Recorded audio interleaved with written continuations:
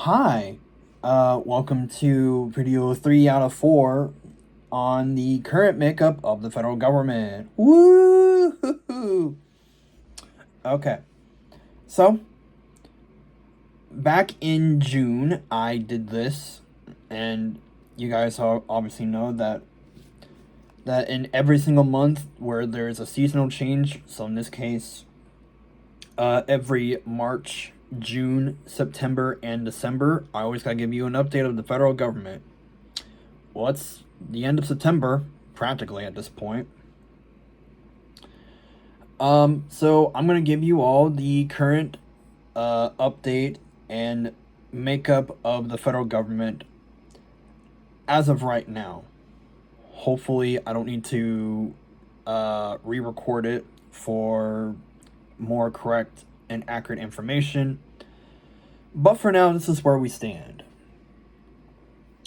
We are going to start out with the legislative branch for Congress. We are currently in the 119th Congress. We're still in the first session. We're going to start with the Senate, like how we always do. So the Senate hasn't had any changes since the day after the inauguration in January. So our current makeup of the Senate is 53 Republicans, 45 Democrats, and 2 independents. And, no vacancies. So the President pro tempore of the Senate, which is the fourth most powerful person in the government, and is generally seen as the senator of the party of the majority with the longest continued service, is currently Republican Senator Chuck Grassley of Iowa.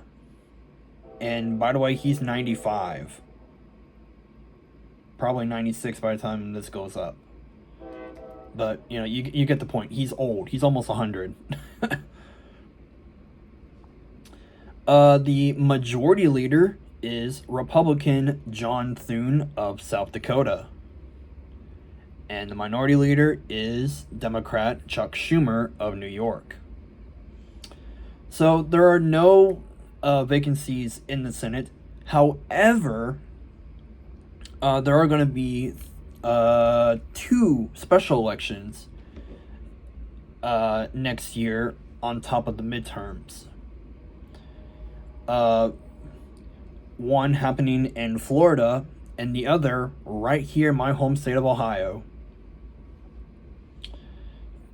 More information on those will come out a little closer when we get to the midterms next year. So probably around this time next year we'll have a little more, I'll give out a little more information. But for now, that's where we stand in the Senate. Jumping over to the other side of the building, to the House of Representatives. As of yesterday, the 29th of September, the current House makeup is as follows: 219 Republicans, 214 Democrats, and 2 vacancies. We'll get to the vacancies here in a little bit. The Speaker of the House, which is the third most powerful in our government, and is, technically the most powerful of the legislative branch, is Republican Mike Johnson of Louisiana 4. That's his district. The current majority leader is Republican Steve Scalise of Louisiana 1. Yeah, the Speaker and Majority Leader are both from Louisiana. Who would have guessed? Who would have thought? Anyways, moving on. The Minority Leader is currently Hakeem Jeffries, a Democrat from New York 8, since, that's his district. And like how I said before, there are 2 special elections. One in November and the other in December.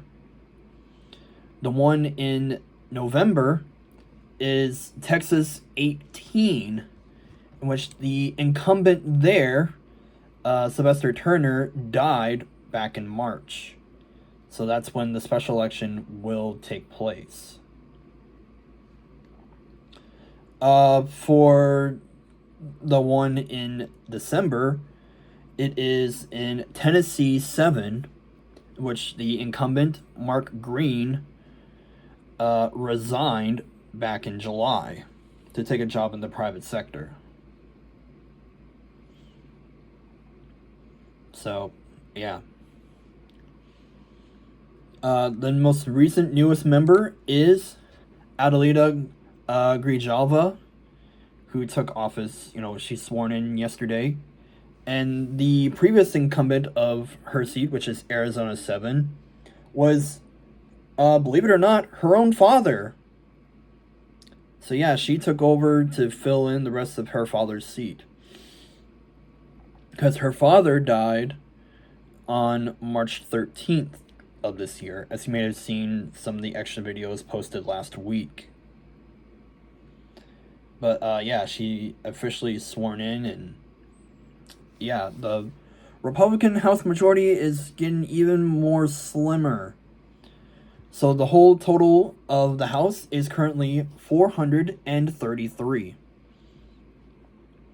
So just to keep in mind of the total party control in Congress, out of 535 seats, Republicans control 272 seats, which is about 51%.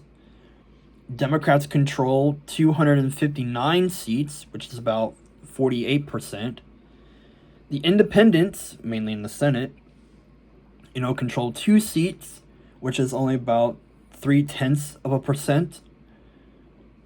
I do have other on here, but there's no one under that other category, which will be for like libertarians and some other third party that's not independent. And then there's the vacancies, which there are 2 in the House, which is also 0.3%. So, with that being said, we're going to jump over to the presidential line of succession, which is for the executive branch. Okay, I had to make sure that everything is correct for the next 2 branches, and they are, so cool. Pretty much nothing really has totally changed with the line of succession and the judicial branch, which we will get to here in a little bit. But for right now, I'm not going to say the years for all these guys except for the Speaker and the Chief Justice, like how we always do. And all of them are Republican except for Health and Human Services and Chief Justice, like always. So I just want to point that out right here, right now. Anyways, President is still Trump. Vice President is still J.D. Vance. Speaker of the House is still Mike Johnson, and he's been in office since October 25th of 2023. President pro tempore of the Senate, still Chuck Grassley. Secretary of State, Marco Rubio. Secretary of the Treasury, Scott Bessent. Secretary of Defense, Pete Hegseth. Attorney General, Pam Bondi. Secretary of the Interior, Doug Burgum. Secretary of Agriculture, Brooke Rollins. Secretary of Commerce, Howard Lutnick. Secretary of Labor, Lori Chavez DeRemer. Secretary of Health and Human Services is Robert F. Kennedy Jr., who is an independent, but kind of calls along with Republican, values. Even though, given his family history, he should be more on the liberal side of things, but now apparently he's on the more conservative side of things. It's probably hit the worm in his brain talking. Anyways, moving on. Secretary of Housing and Urban Development, Scott Turner. Secretary of Transportation, Sean Duffy. Secretary of Energy, Chris Wright. Secretary of Education, Linda McMahon. Secretary of Veterans Affairs, Doug Collins. And Secretary of Homeland Security, Kristi Noem. Which takes us over to the judicial branch, which actually is kind of something pretty interesting, as of yesterday, I should say. Chief Justice is currently John Roberts. He was appointed by George W. Bush.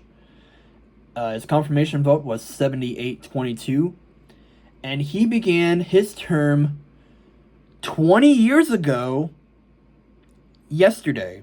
That's right, he has hit his score. What is a score? Well, a score is 20 years. So in context of Lincoln's Gettysburg Address in 1863, when he said 70 years ago, he's really talking about 87 years prior to, after 1776. So yeah, he began his term 20 years ago yesterday, September 29th of 2005. So yeah, congratulations, Chief Justice Roberts, for serving for a full 20 years. Clarence Thomas, appointed by his father, George H.W. Bush, with a confirmation vote of 52-48, and he's been in office since October 23rd of 1991.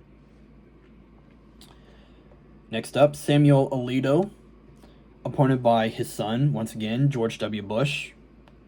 Confirmation vote of 58-42, and he's been in office since January 31st of 2006. So he'll hit his 20 years next January. Up next, we have Sonia Sotomayor, appointed by Barack Obama, with a confirmation vote of 68-31, and she's been in office since August 8th of 2009. Up next, Elena Kagan, also appointed by Obama, with a confirmation vote of 63-37, and she began her term on August 7th of 2010. Up next, Neil Gorsuch, appointed by Donald Trump, with a vote of 54-45. He began his term on April 10th of 2017. Up next, Brett Kavanaugh, appointed also by Trump, with a vote of 50-48, and he began his term on October 8th of 2018.